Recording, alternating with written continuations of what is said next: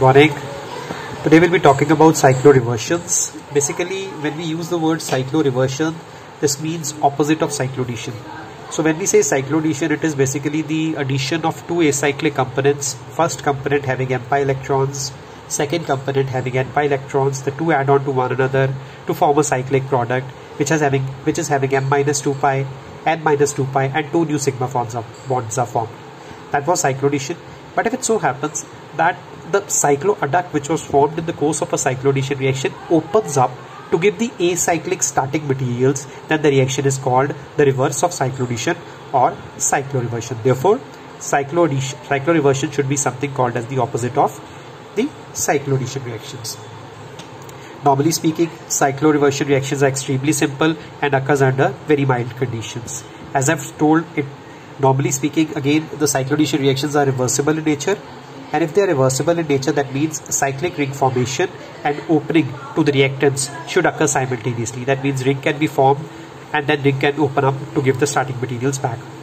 And the most predominant example of cycloreversion reactions again comes from Diels-Alder cycloaddition reactions. When two components, one diene and a dienophile, adds to one another to form the cyclic cyclohexene ring, we all know this is Diels-Alder reaction. And if the cyclohexene component opens up again to form a butadiene and an ethene, this would be known as the cycloreversion of Diels-Alder reaction. We also call this as retrograde Diels-Alder or retro Diels-Alder cycloaddition reaction. The mechanism of ring formation and ring opening is almost similar, but sometimes it so happens that the cycloreversion normally leads to different reactants upon opening of the cyclic ring. And when the cyclic ring was formed, the product was different. When it opened, the reactants which came after opening were different. So in order to study the cycloreversion in a bit detail, we'll be considering three different aspects of cycloreversion process. The first aspect is that during the course of a cycloreversion process, new dienophiles, which are normally or otherwise difficult to prepare, can also be prepared. We'll take the example of cyclopentadiene, addition of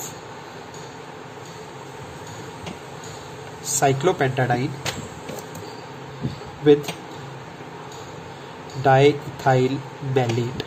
This molecule we have already encountered. Cyclopentadiene, of course, we know is this reactant. Diethyl malate is the diester derivative of malic acid, so diethyl malate is this one. We have two molecules. We know it undergoes a simple 4 plus 2 pi cycloaddition reaction, and the result is the formation of a cyclohexene ring. This process, of course, we all know is cycloaddition reaction. So if I do not consider the stereochemical aspect of this reaction as of now, I am neglecting it a bit. So we'd have this product. This is your cycloaddition product. And if this cycloaddition product was to open up again back to the starting compounds, I can probably bring about a bit of small changes in this portion of the cycloadduct by doing some other reactions. For example, let's say I treat this molecule with N-butyl lithium as a base and then probably alkylate it with, let's say, methyl bromide. So with N-butyl lithium, what will happen?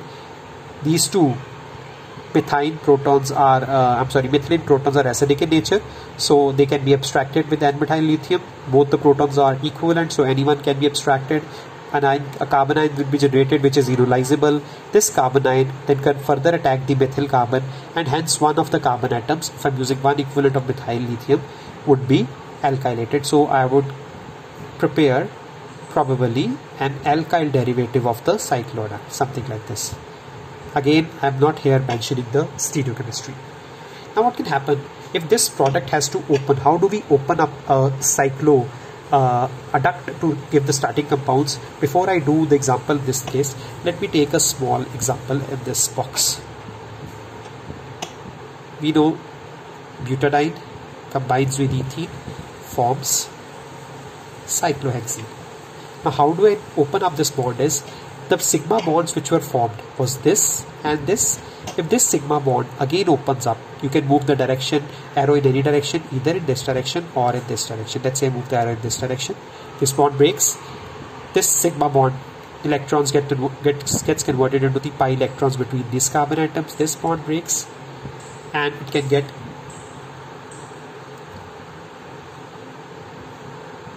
and this can get converted into the electrons here. So the product here then would be again a butadiene and an ethene molecule.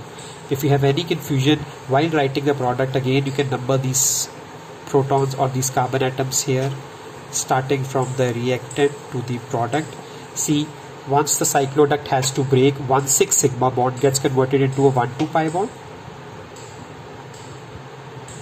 2,3 pi bond or double bond gets converted into a 3,4 sigma bond, 5,6 single bond gets converted into a 5,6 double bond. That's how cycloreversion occurs. So again, if I have to write the cycloreversion process, I have to identify which sigma bonds were formed, this and this. If this opens up like this here, this bond opens up here, this pi bond opens up here, and you end up in the formation of one unit, which is your again cyclopentadiene, which is similar to the reactant. But the second unit which is formed is of course alkene, ethene moiety, but the difference is that the ethene moiety is now substituted with an alkyl substituent. Now you see one thing which is considerable here is we have not changed the geometry of the substituents attached to the dienophile. Initially also, as in malic diethyl malate, the two carboxyethyl groups were on the same side having a cis geometry. In the product also, or in while drawing the product, we will try to draw the products on the same side having cis geometry, and while opening the cycloproduct also, we'll draw both the carboxyethyl groups on the same side maintaining the cis geometry. Now in this particular case, the R group will therefore go opposite to carboxyethyl group. Now important thing is, if I had to directly alkylate this dienophile to produce a substituted, an alkyl substituted dienophile, then this process directly would have been difficult. Why? Because one, if I treat this with some base, to abstract a base, to abstract this proton and generate a vinylic carbon ion is difficult, because double bond will repel the electrons on the vinylic carbon atom. And secondly, once if it is also produced with difficulty, then alkylation would again be different. Therefore, directly alkylating this diethyl malate molecule to alkyl diethyl malate molecule would be difficult. Hence, following a cyclodation and then cycloreversion, one can achieve the alkylation which was otherwise difficult to prepare. So this is the first aspect of your cycloreversion process, in which new dienophiles can be created. We now talk about the second aspect.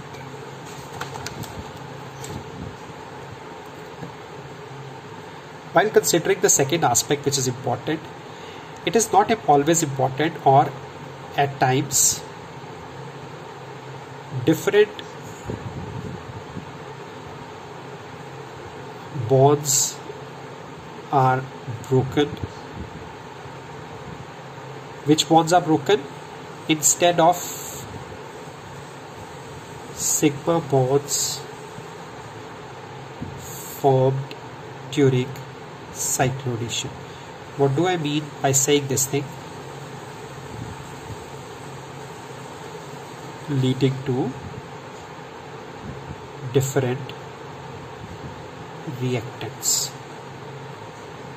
Now I follow a cyclodation reaction. I do a cyclodation reaction. I take two reactants, add them, a cyclic product is formed. It is also possible for the cyclic product that those sigma bonds which were formed during a cyclodation reaction do not break. The other bonds, other than those sigma bonds, some other bond breaks and leads to the formation of different reactants as in comparison to the one which we have chosen earlier.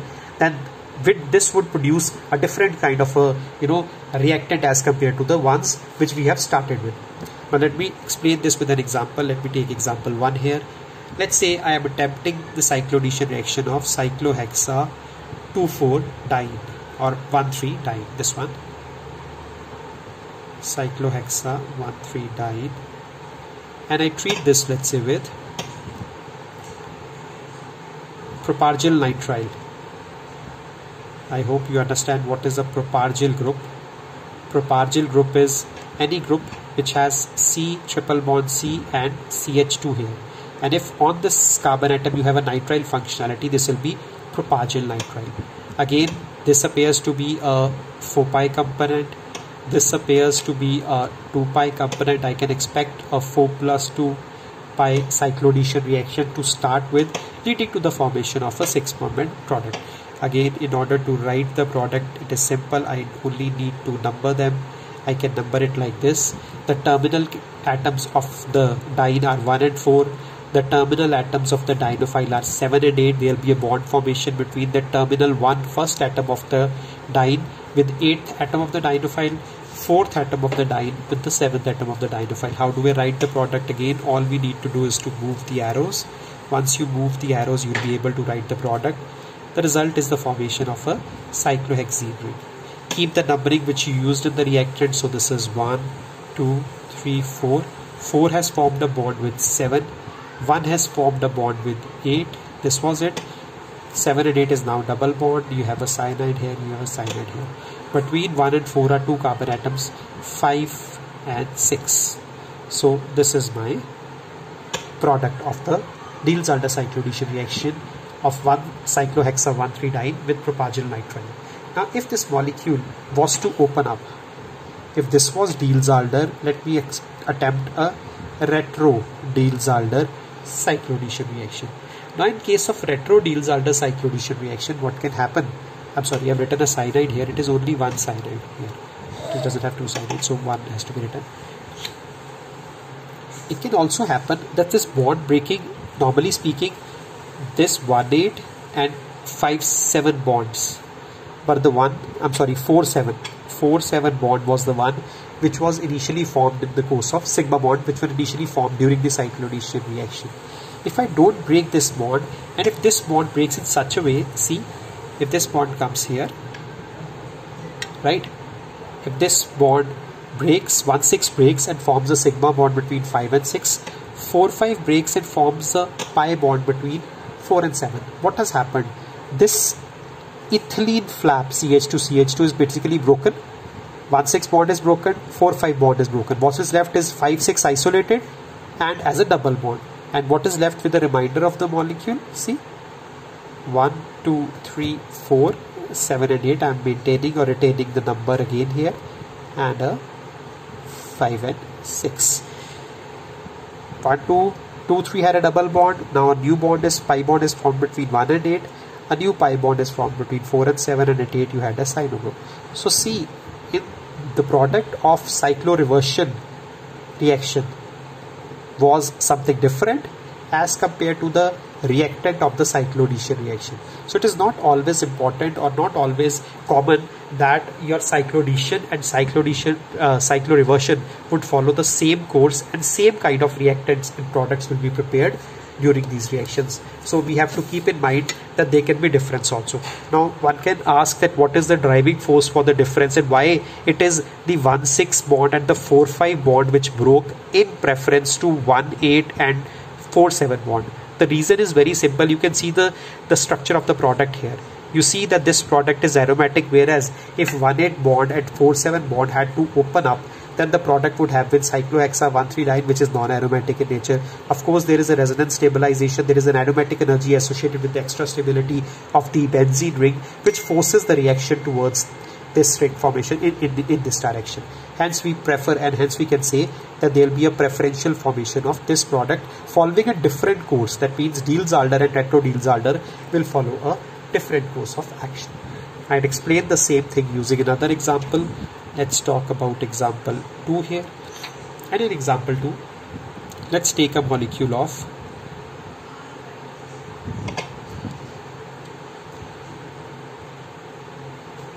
thiophene. And thiophene at its second and fifth position have dimethyl substituent. So it is what? 2,5-dimethyl thiophene molecule. This is the first reactant. I react this with, let's say, DMAD. DMAD, as I've taken previously, also is a very good 2-pi component in a cyclodecision reaction. It has 4 pi electrons, so it's a 4 pi component. So initially I'm expecting a 4 plus 2 Diels-Alder cyclodecision reaction. Product again is simple. Let me call this a 6 carbon atom. Let me call this a 7. The terminal carbon atoms of the diene are 2 and 5. The terminal carbon atoms of the dienophile are 6 and 7. The bond formation has to take place between 2 and 7, 5 and 6. How do I write the product? Just move the arrows. You'd end up in a 6-membered ring like this. This is 2, this is 3, 4, 5, and this one is 6, this one is 7. This becomes double bond in nature. You have a carboxy methyl here, you have a carboxy methyl here. Between 2 and 5 is a sulfur atom like this.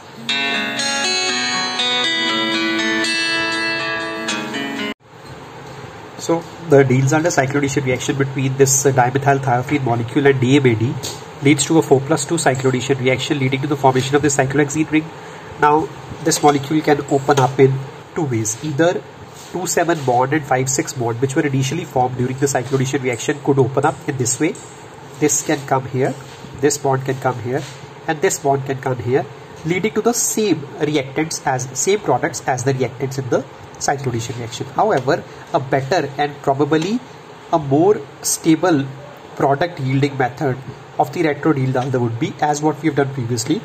If this bond breaks in such a fashion that this bond comes here, this 2 and 1 bond breaks and electrons go to sulfur, 1,5 bond breaks and the pi bond between 5 and 6 is formed. So what will happen? Sulfur atom is being knocked out. What is remaining is a benzenoid or a benzene ring having 2 carboxy methyl substituents, and it is the elemental sulfur which is knocked out. Again, the driving force for this kind of a retro Diels-Alder reaction would be the formation of a more stable aromatic ring as compared to the thiophene and DMAD starting compounds. So we can have some certain reactions in which the forward and the backward reaction could probably take different course and would lead to different kind of reactants. In the case of Diels-Alder it will be different, and in the case of retro Diels-Alder it will follow a different course. Substantiating this point, we'll take another example, and this will just substantiate a similar kind of example. So we will hurry up with this example. Let's say this is example 3. Take a molecule of furan, treat this with DMAD. Again, if you take furan and treat this with DMAD, we know this is a 4 pi component, this is a 2 pi component. You can number it like this or whatever way you want. We are of course not following the IUPAC numbering. You have a 4+2 pi cyclodeciation reaction. How do we write? The product is same, the formation of a 6-membered ring is similar, and we have this product. And now in the formation of the retro or the cycloreversion process, it is better that if this bond opens in this fashion, you'd end up in the loss of the oxygen moiety. You'd end up in the cleavage of the molecule in such a fashion that probably you'd have a more stable and substituted. Let me draw this again. This was my product of Diels-Alder cyclodeciation reaction. This is the oxygen here. If it bond breaks, the purpose of breaking the bond is that it should lead to the formation of stable starting compounds. If this breaks like this, let's say if this bond comes here, if this bond comes here, this bond breaks.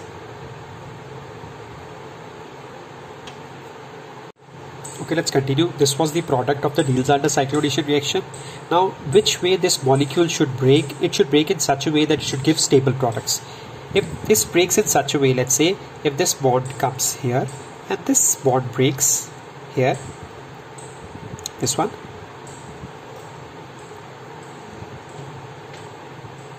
and forms a pi bond here, this bond breaks and forms a pi bond here. If this is the state of action or the state of the course of reaction, then probably we would end up in the formation of furan moiety. But the difference is that in this furan moiety we have 2 carboxy methyl substituents, and the second component that we'll end up is a propyne or a alkyne or a ethyne unit.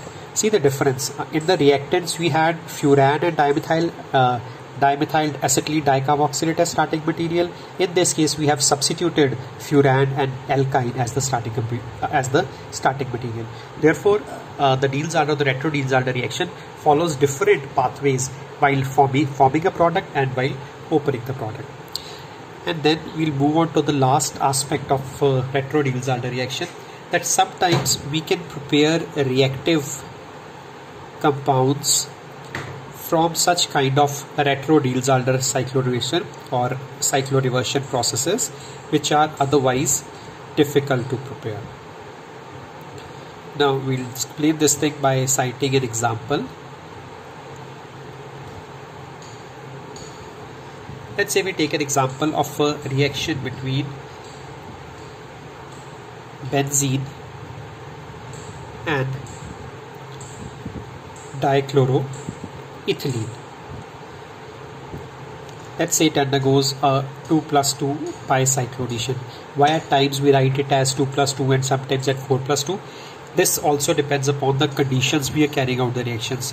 Now, if you don't ask me this question that why this happens, that why I've written photochemically, because this will be explained in the lectures to come, just presume that this reaction is following a 2+2 cyclonation reaction under photochemical pathway.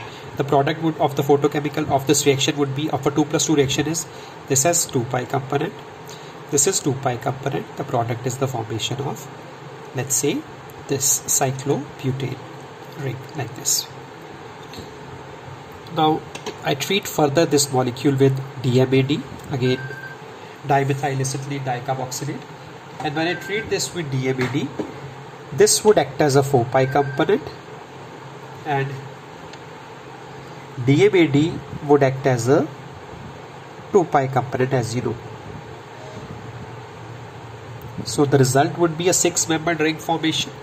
If I write this molecule with a 6-membered ring, I can write it like this. This was the initial portion which was not reacting. This is 1, 2, 3, 4 carbon atom. Let's say this is 5 and 6. This is 1, 2, 3, 4. 1, 2, 3, 4. This is 5th, 4th. This one is, let's say, 5th, and this one is 6th. And here you have a double bond, and here it is CO2Mb and CO2Mb units. So this is my product of the reaction between your DMAD and the cycloduct which was formed here. Now if this reaction has to, let's say, open up, then probably this can open up in such a way that the bond breaks in a way, let's say, that the 1,2 bond, that the 1, and let's say this one, this carbon atom is the 10th carbon atom, the 1,10 bond breaks. Let's say this is 6, put it this way, this is 7, 8, 9 and 10. The 1,7 bond breaks, forms a 7,8 double bond. The 7,8 bond breaks and forms a 3,7 double bond.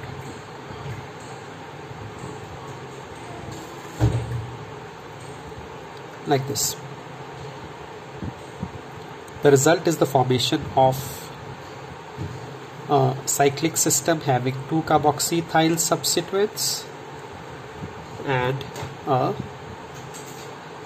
cycloalkane having dichloro substitutions. Now if that is correct, we would end up in the formation of a cyclic system which is not very stable, but we have chlorine, 2 chlorines being substituted on it, which was earlier otherwise difficult to prepare. So this is something regarding the cycloreversion process. It's an opposite of the cycloaddition process. The rings, the cycloduct opens up and the starting compounds are received back. The starting compounds can be similar or different. It depends upon whether they are stable or not and what bonds are broken in a cycloduct. So with this, probably we end up in this cycloreversion part. Thank you.